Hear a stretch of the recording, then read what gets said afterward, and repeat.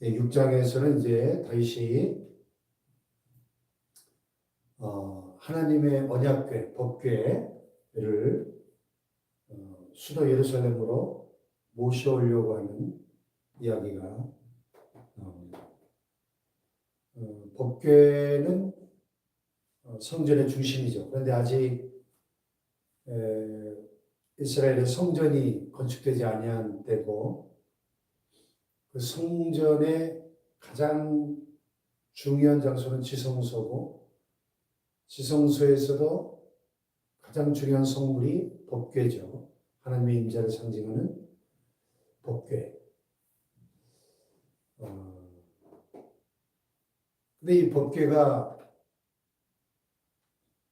기럇 여아림이라고 하는 곳에 임시 성소에 방치가 되어 있는 거예요. 이 법궤가 순환을 많이 당했죠.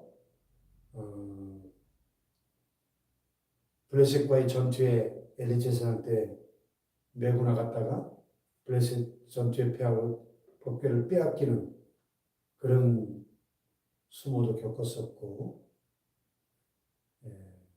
그래서 지금 이 법궤가 변두리에 임시 성소에 방치가 되어 있는 거예요. 근데 이스라엘의 신앙은 성전 중심의 신앙이고, 성전에서 중요한 게 법궤인데, 그만큼 그 하나님을 향한 이스라엘 신앙이 지금 소홀히 되고 있었다는 것을 보여주는 그 단면이죠. 그래서 다윗은 하나님을 사랑했던 사람이기 때문에 그가 이스라엘 통일 왕국의 왕이 되고, 이제 블레셋과의 전쟁에서 크게 승리하고, 이제 나라의 모든 그 시스템을 하나씩 정비해 나가는데, 수도를 예루살렘으로 옮기기 위해서 그 당시 예루살렘을 차지하고 있던 그 여부스 족속, 예루살렘은 해발 700m가 넘는 높은 산지에 건설된 산성입니다. 그래서 난공불락의 요새죠. 그런데 그 예루살렘을 수도로 삼기 위해서 다윗이 그 여부스 족속을 쳐서 그 성을 점령하고 다윗성이라고 부르죠. 그래서 예루살렘의 수도를 정하고, 이 예루살렘이 정치적 중심지뿐만 아니라 종교적 중심지가 되기를 원했기 때문에 중요한 법궤를 모셔오려고 했던 거죠. 자, 그래서 이스라엘에서 뽑은 무리 3만 명을 모아가지고 그 법궤를 모셔오려고 했던 거죠. 근데 문제는 그 법궤를 새 수레에다 싣고 나오다가 그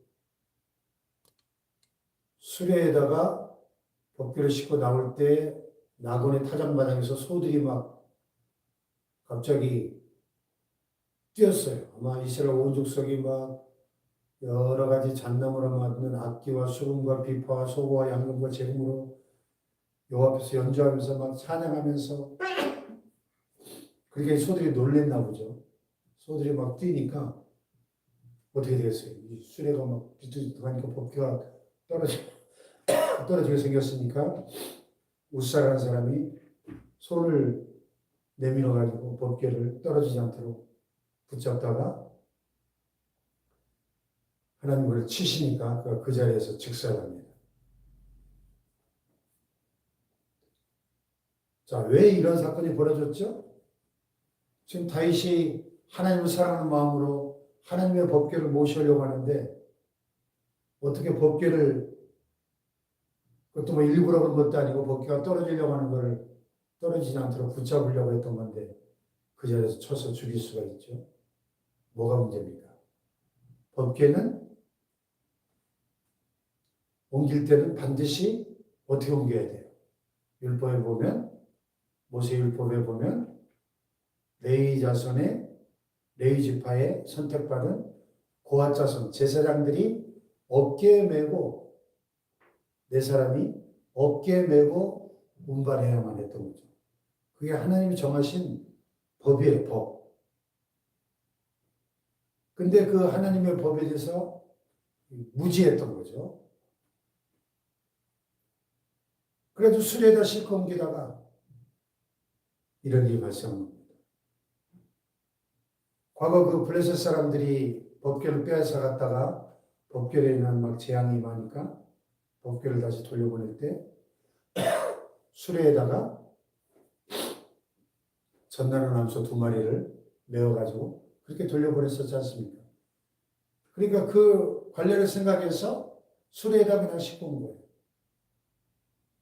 하나님 쳐서 주신 부여의 그 성막을 실무 크기를 복원해 놓은 곳에 그때 가봤을 때 그것을 만드신 목사님이 그 성막 뜰 안에다가 이 소가 끄는 수레를 갖다 놨어요. 그래서 이게 뭡니까 그랬더니 이 사건을 얘기합니다. 다윗이 법궤를 모셔오려고 하다가 소들이 뛰니까 우사가 이 법궤를 만지다가 죽은 사건. 그것은 하나님의 방법대로 하지 않고 인간의 방법대로 하는 인본주의 신앙을 상징합니다. 이렇게 설명한 걸 들었어요. 인본주의. 우리 신앙이 하나님의 방법대로, 하나님의 말씀, 하나님의 법대로 해야 되는데 인간적인 생각, 인본주의로 신앙생활하면 안 된다 하는 교훈인 거죠. 할렐루야. 그래서 우리의 신앙은 모든 문제에 있어서 우리의 최종적인 판단 기준은 하나님의 말씀이 되어야 할 줄 믿습니다. 그래서 우사가 죽고 나니까 다윗이 하나님이 두려워졌어요. 그래서 법궤를 모셔오려고 하다가 그냥 예루살렘으로 내어오지 못하고 가드 사람 오베데돔의 집으로 임시로 거기다 맡겨놓은 겁니다. 그랬더니 오베데돔의 집에 그 법궤가 석 달을 머물러 있었는데 하나님께서 오베데돔과 그의 온 집에 막 복을 부어주시는 거예요. 여러분, 하나님의 법궤, 하나님의 임재를 상징하는 하나님의 법궤가 오베데돔이라는 사람의 집에 있을 때 하나님께서 그와 그의 온 집에 복을 주셨습니다. 할렐루야. 여러분, 하나님을 모시고 사는 삶 자체가 축복이란 걸 우리가 깨달아야 됩니다. 할렐루야. 오늘 여러분의 삶이 오베데돔의 집처럼 하나님의 법궤를 모시고 살아가는 하나님의 말씀, 하나님 중심의 삶을 살아갈 때 하나님께서 여러분의 가정과 삶에 반드시 이렇게 복을 주실 줄로 믿습니다. 여호와께서 하나님의 궤로 말미암아 오베데돔의 집과 그의 모든 소유에 복을 주셨다. 할렐루야. 이 축복의 원리는 동일한 거예요. 다윗 시대나 오늘날이나 3,000년 전이나 지금이나 하나님의 법은 변치 않습니다. 하나님을 사랑하고 하나님의 말씀을 이렇게 내 삶의 중심에 모시고 살아갈 때 그 삶이 복된 거죠. 자, 그래서 이제 오늘 본문에 보면 다윗과 온 백성들이 그 법궤를 메고 다시 예루살렘 성으로 그 법궤가 들어오는데 다윗이 너무 기뻐가지고 14절에 보면 여호와 앞에서 힘을 다하여 춤을 췄다.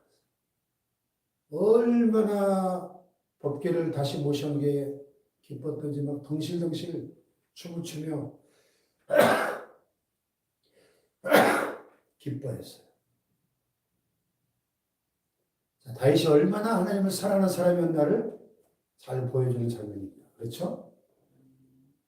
그는 왕이에요, 왕. 왕이 이 백성들 앞에서 덩실덩실 막 춤을 추는 거예요. 너무 기뻐가지고 어린아이처럼.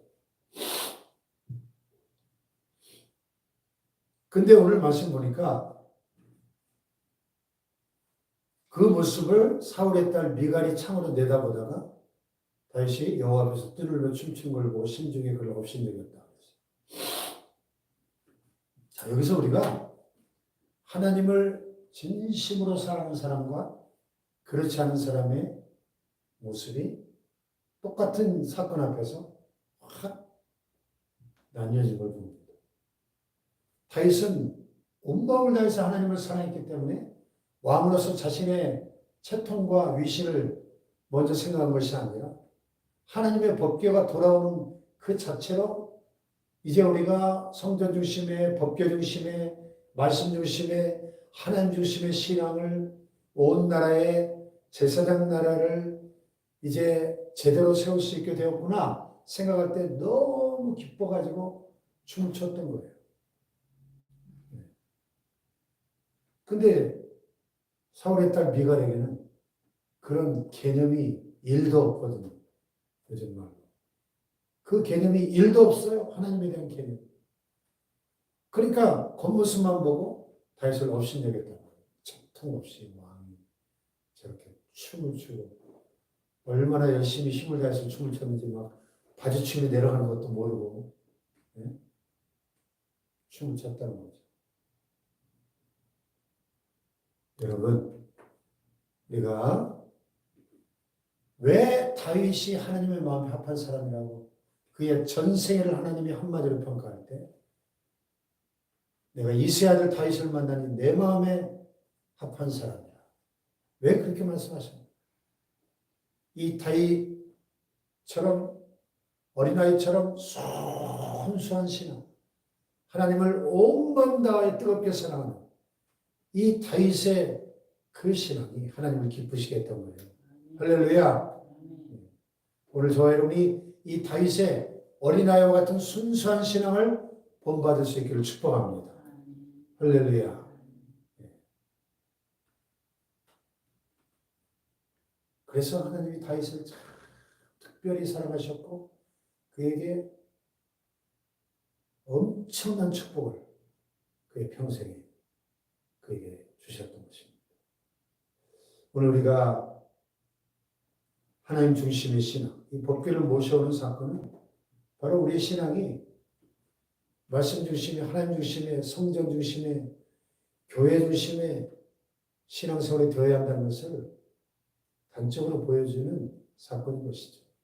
이 다윗의 신본주의 신앙, 하나님 중심의 이 신앙을 우리가 본받고 우리도 다윗처럼 뜨겁게 하나님을 사랑하고 그래서 하나님을 기쁘시게 해드리고 하나님이 부어주시는 축복을 받아 누리는 복된 인생들 되시기를 축복합니다. 기도하십시다. 하나님 다윗처럼 온 마음을 다하여 힘을 다하여 하나님을 사랑하는 사람들이 되게 하여 주옵소서. 어린아이 같이 순수한 신앙으로 하나님을 기뻐하고 하나님을 사랑하는 다윗의 믿음을 본받게 하여 주옵소서. 주여 삼창을 기도합니다.